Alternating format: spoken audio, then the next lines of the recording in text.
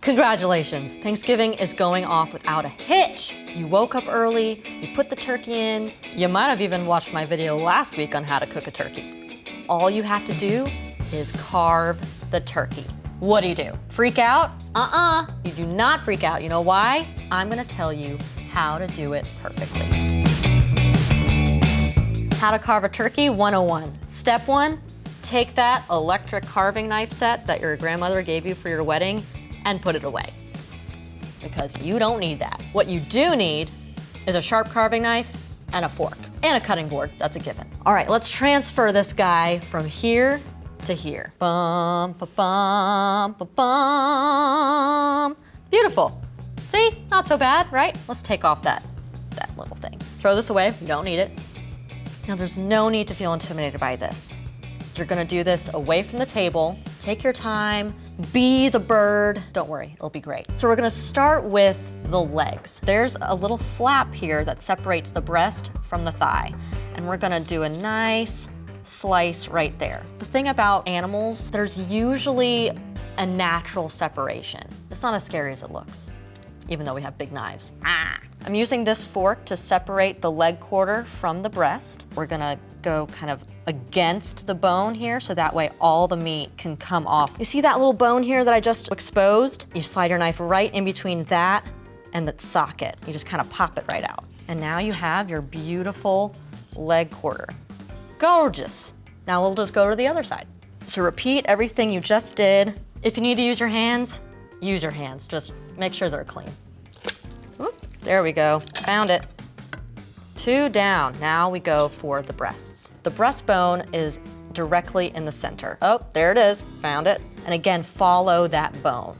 The breast is in a curve shape on the bottom edge. It follows the ribs and the bone. You want your knife to follow that bone and create that shape. Missed a little bit of meat on my first cut, but I don't want any of it to go to waste, so I'm just going for a little second shaving.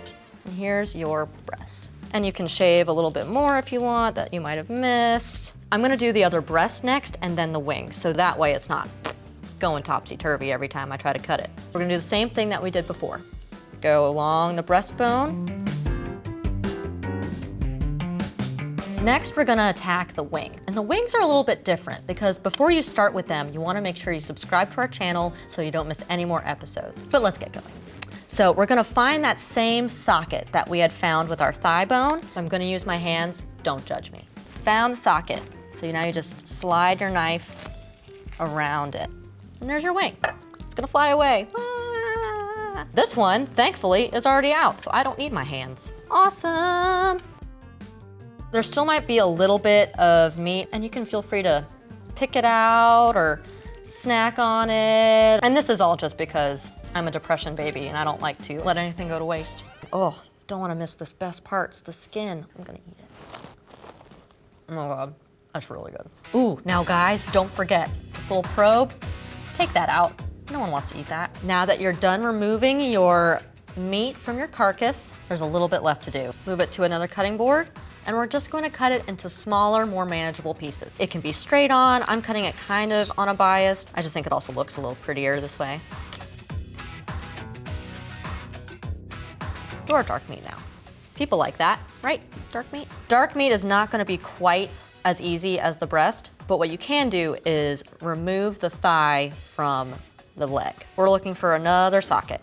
Why make it harder for yourself? Caveman style.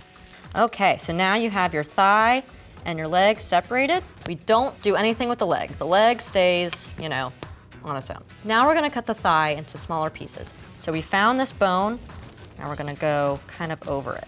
This is a good thing for you to hash out in the comments. Light meat or dark meat? I'm a light meat girl when it comes to turkey, but I'm a dark meat chicken eater. What do you guys think? Let me know. And now you just do the same thing for all the remaining pieces. Now, when we think about plating Thanksgiving dinner, we think about this, a whole turkey with beautiful accoutrements surrounding it.